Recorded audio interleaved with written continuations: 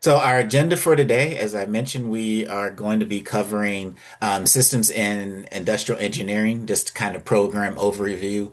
We'll be looking at the degree options and admission requirements for both of those programs. We'll talk about transfer credits, the tuition costs, and then just the application requirements, and then some of those next steps. Just as a reminder, please feel free to use the Q&A feature at any time to submit your questions.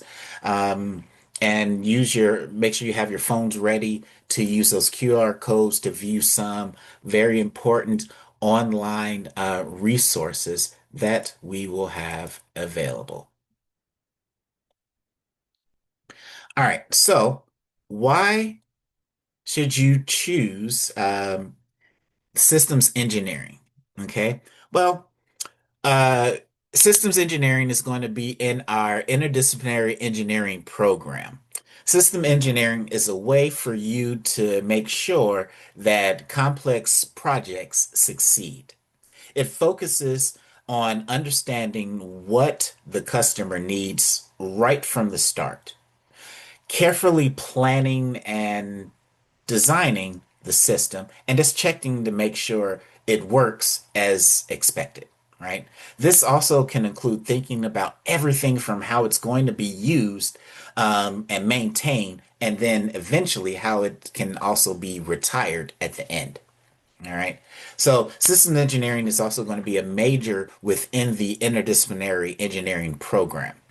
And if you do decide to choose systems engineering and earn a degree from that program, you would have a possibility of earning one of two degrees, either a Master's of Science or a Master's of Science in Engineering.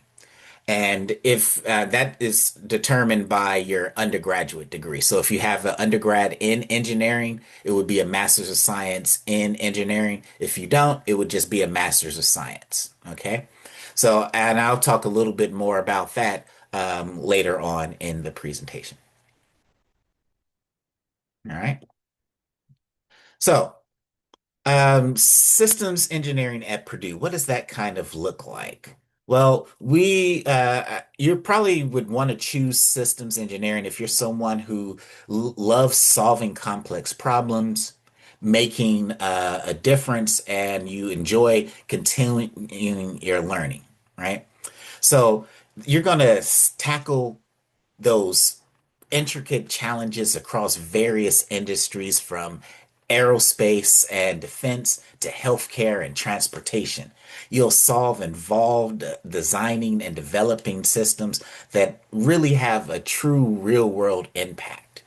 You're going to work to contribute in the advancements of technologies and improve efficiencies and things that are going to really have a huge impact on people's lives.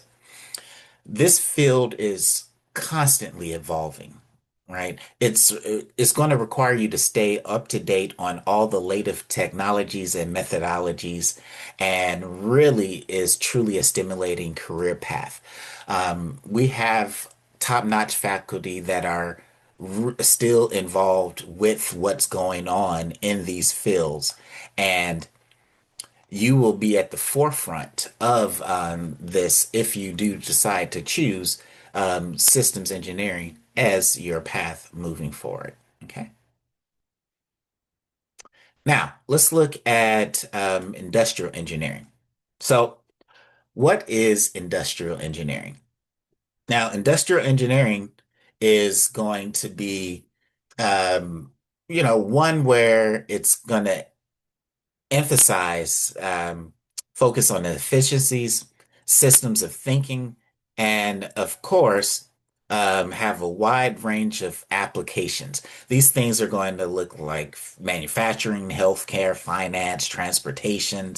Um, you would be looking at this human factors as well. Now, within the degree that you would earn, it would look like this: a Master's of Science in Industrial Engineering from Purdue University. Okay. Now, industrial engineering and systems engineering really have a lot of overlap. And you might see that as we go through the presentation with some of the courses it breaks down, which is why we have paired them in this program together as well. Okay. Now, there is a video here. Just for sake of time, I'm unfortunately not going to show this, but it's really nice. This is also can be found on the industrial engineering webpage as to why you want to choose industrial engineering. It does a nice little breakdown. But I'm going to go ahead and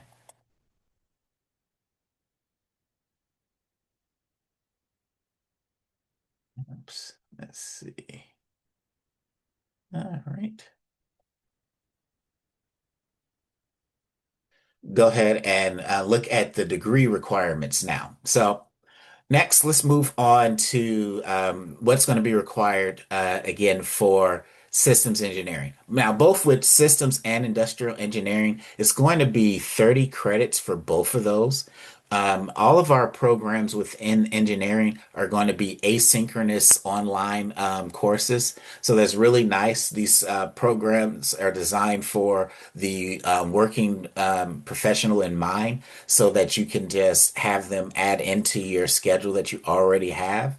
Um, the systems engineering is going to have your 12 credits worth of core requirements.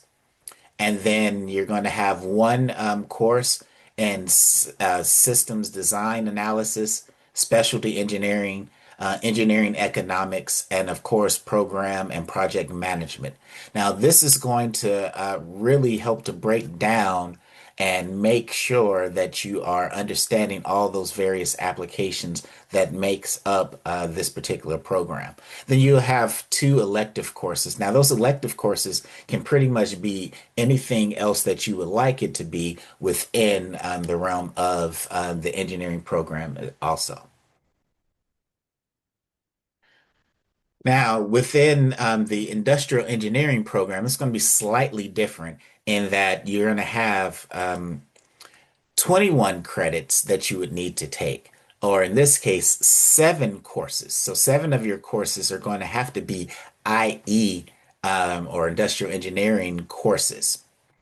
Now, the industrial engineering program also is really nice because it's going to allow you 9 credits of coursework that you can do pretty much anything you want, which a number of our students take full advantage of, especially when it comes to that human factors aspect of it. So we have a number of students that really like to branch out into that biology, psychology, or sociology programs and take some courses there as well. So it'd be a nice little mix when it comes to the industrial engineering program as well.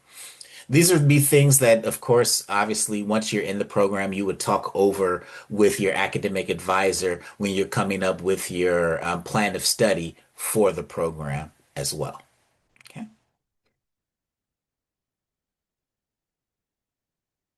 So the emissions requirements, pretty simple and straightforward. So for systems engineering, you would need to have a minimum GPA of a 3.0. You need to have successfully completed Calculus 1 and Calculus 2, and either linear algebra, differential equations, probability, or statistics. Now, if you have not taken these courses, you definitely need to make sure you take Calc 1 and Calc 2. You can take linear algebra with us at Purdue. So you would need to take Calculus 1 and Calc 2 prior to, and then you could take linear algebra with us as a grad student. Fortunately, we don't offer these other three differential equations, probability, or statistics um, that you would be able to take um, at Purdue as a graduate student as online courses as well. Okay. You would need to have an engineering background or a STEM background in either, the sciences, math, or, computer science, things of that nature as well. And that's pretty much it as far as the criteria for admission. We'll go into greater detail in a number of these areas coming up here shortly. Now, for industrial engineering, it's going to be a bit similar, except instead of um, optional for the math courses, you actually do need to have them. In addition, you to calculus one and two, you also need to have multivariate calculus. So Calc 3, as well as differential equations and linear algebra. So it's not an either or for the linear algebra or differential equations. You actually need to have both of those as well as calculus 3 or a multivariate calculus. Okay. So again, that's kind of the main thing when it comes between those two programs. Whereas with systems, you need Calc 1 and 2, and then one of the other math courses. But with industrial engineering, you need all of them.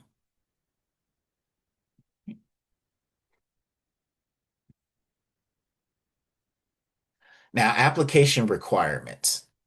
Now, your application is again going to be completely fully online. You're going to make sure that you are filling out your application. That's going to be not just the application itself, but your letters of recommendation. That's also all done online. You would submit your written statements online as well. Your official transcripts. You would be sent, and that would be done online also. Official transcripts, your resume, letters of recommendation, all of those things will be done through your application, through the application portal as well. All right. As I mentioned, there's going to be two degree options for your systems engineering degree, either going to be a Master's of Science in Engineering. Again, those are going to be awarded for people who have a bachelor's degree in engineering, or a Master's of Science that's awarded to those students with degrees outside of engineering. Okay. We have application fee. If you live here in the United States, that's going to be $60. And domestically and internationally, that's $75. Three intake cycles for all of our applications. That's fall, spring, summer. August 1st is for fall. Spring is December 1st. And May 1st is going to be for summer. Okay. Everything is exactly the same for the industrial engineering application as well, except again, the degree that you will be awarded, as I mentioned, it would be a Master's of Science in Industrial Engineering. Okay.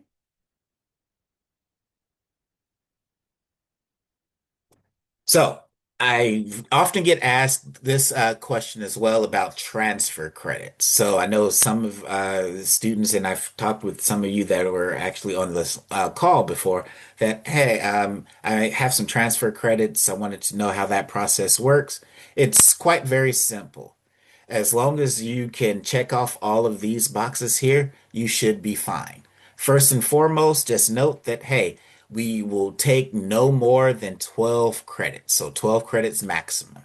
These credits have to be graduate level from an accredited institution. Typically, these are going to be engineering courses since this is an engineering program. But, we do look at some math courses as well. They need to be grade B or higher. We have to have an equivalent course here at this at Purdue as well. They cannot have been used to complete another degree program previously. and they must not be any older than 5 years old. Okay. Remember, this is important because this, I often get emails or phone calls about this as well. This process only takes place after you've been admitted to the program. Again, after you've been admitted to the program, your academic advisor will talk to you about this. Again, remember, please, please, please note that if all of these criteria are not met, that your transfer credits will not be accepted. So, for example, if you're like, oh, well, everything's good, but it's 7 years, then it doesn't count. Well, oh man, I got a C in this class. Doesn't count, you know. So again, just keep in mind you have to check or meet all of these requirements as I outlined. And this conversation will only take place after you've been admitted to the program. Your academic advisor will discuss this with you and then let you know if, like, oh, yes, we will take blank credits and put that towards your degree.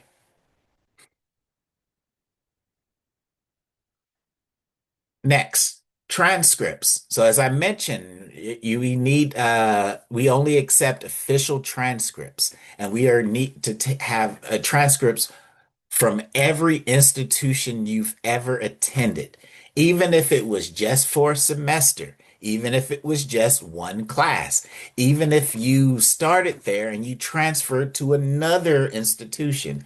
If you went there, we need a transcript from that school. Even if you say, well, I did go there, but it's the grade is on this transcript. Doesn't matter. We need them from every single one. Please make sure that you get the official transcripts. And what we mean by official is it comes directly from that institution to us. Now, I know I've had these conversations as well. Sometimes some universities may not send them out directly.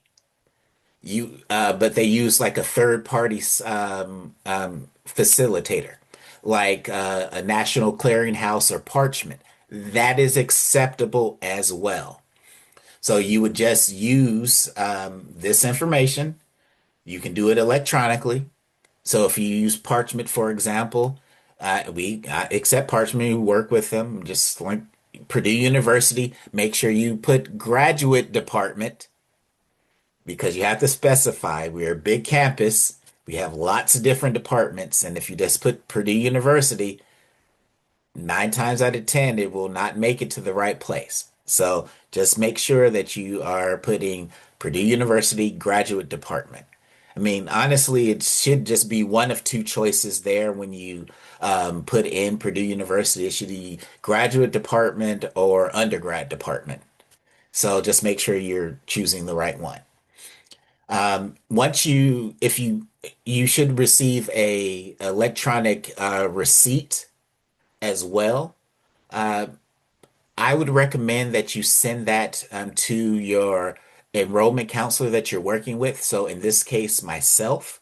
That way, if something does happen, we can track down exactly where your transcript was sent at Purdue.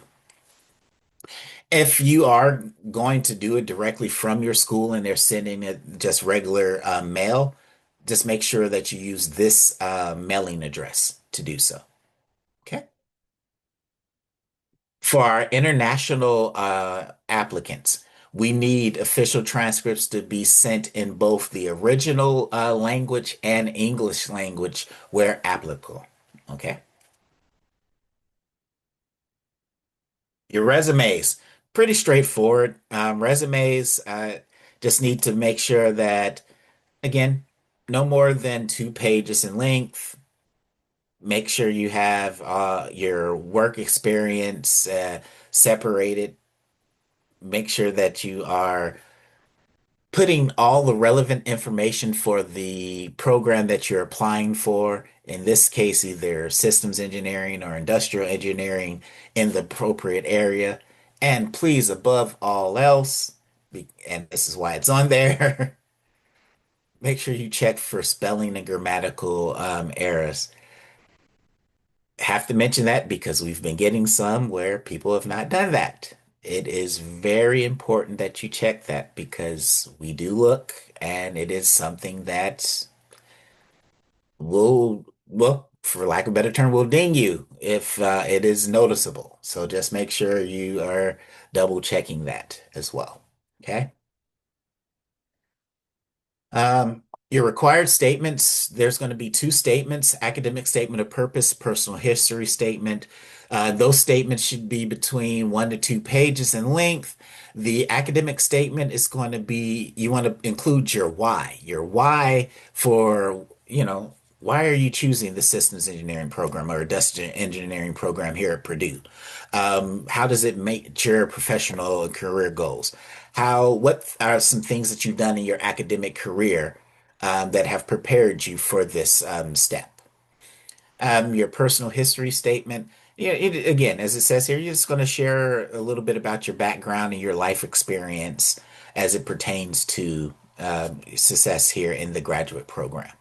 Any volunteer activities, extracurriculars, things of that nature as well. So at the end of the day, this is allowing you to, or allowing the reviewers to get to know you better.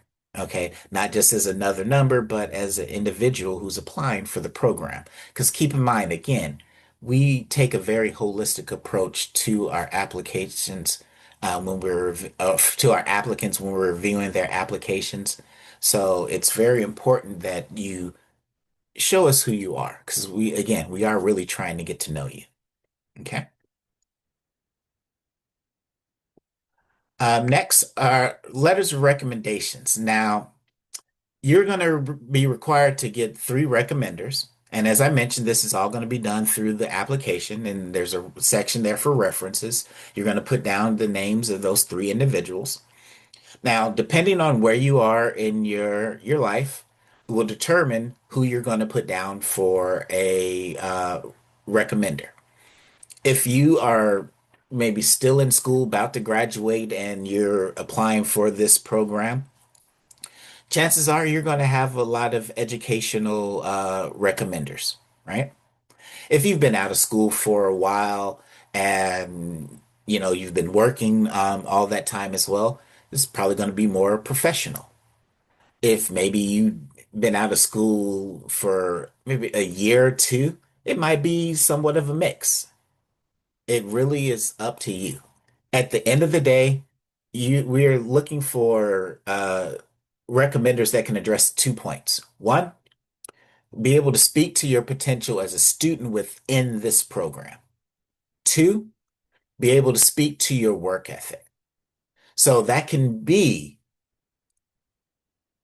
your professors, right? That can be supervisors, industry leaders, your employers, team leads, project managers, whatever the case may be. Best, but at the end of the day, people who know you well, all right? You want them to be able to speak about you in that capacity. Remember, it's going to be sent to them in an email. Just give them a heads up. Be on the lookout for an email from Purdue University, and just remind them to check their junk or spam, just depending on the settings, because sometimes it does go there. Once they fill it out and hit save, it's going to automatically be uploaded to your application, and there's nothing else that they will need to do. The form is very simple and very straightforward. It's going to be some kind of fill in the blanks, and then they'll have to type your actual letter of recommendation as part of the form as well. Okay. Now, admissions decisions. So for this program, it takes about 2 to 3 weeks to get a decision, depending on when you submit your application. If it's at the deadline, it's going to take a little bit longer, which is why I always recommend to do it as soon as possible before the deadline, because we do rolling admissions. So as I mentioned again, holistic approach to the application. No single criteria determines your admission, as we do look at everything. Now, there are four possible outcomes. On the two extremes, there's either you're fully admitted to the program or you're just denied. Now, in the middle there's going to be conditional admission or non-degree recommendation. So I'll just kind of I'll talk a little bit about those there. Now, the conditional admission is, okay, we looked at your application. There might have been something we're slightly hesitant about, but it's not going to be a denial, but there's some things we want you to do. So we're going to admit you, but we need you to work on a couple of things. That could be like, hey, we want you to, maybe start out with these three classes, and you're going to check in with your academic advisor, your academic coach, every month just to see how things are going. And you need to get at least a B or higher in those classes. And if you do that, you'll be fully admitted at the end of that term. All right. Non-degree recommendation is like, well, we're not going to admit you to the program, but at the same time, we don't feel it's a flat out denial as far as we don't want you in the school. We want you to work on some things here. So how about this? We start you off as a non-degree student, right? So you take some classes, see how that goes, right? Work on that, and then if things go well, then you can reapply to the program again and see if you'll get in that way. All right. Help to make yourself a stronger candidate. So the non-degree recommendation, they'll maybe recommend, okay, we want you to take four classes, again, earning a B or higher, and then reapply to the program. Okay. Um, so usually that could be, let's say you were applying to the industrial engineering program, didn't get in, but you were a non-degree recommendation. So now you can take, if you are admitted as a non-degree student, you can take some of those IE courses, four. So you have 12 credits now. Let's say you got all A's in them, and then reapply to the industrial engineering program. And this time you do get in. Now, those 12 credits that you've taken already can transfer over to the industrial engineering program. And instead of 30 credits, now you only need 18 to finish up and get your degree. So the non-degree recommendation isn't a bad thing. It's just another way of still achieving your goals, but it's just, again, seeing like how committed are you? It's like, we're not really quite sure. We don't want to fully admit you to the program. Let's see. Let's have you work on a couple of things first. Okay. So again, those are the four possible outcomes. Regardless of what outcome you you receive, you will definitely be notified. And if you do have any questions, you're more than welcome to reach out to either your enrollment counselor or the academic advisor at that time once you have received it. Okay. Now, tuition costs. I'm happy to announce that tuition has not gone up in the last few years and still. So even though, again, I like leaving these dates up here because, again, that's was still last time tuition hasn't gone up. So a number of years. So for an resident of the state of Indiana, you're looking at $1,139 per credit. And for anywhere else in the entire world, $1,459 per credit.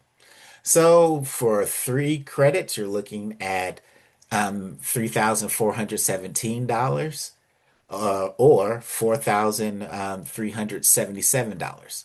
So essentially, a little over 34,000 or a little over 43,000 for 30 credits for both programs. Okay.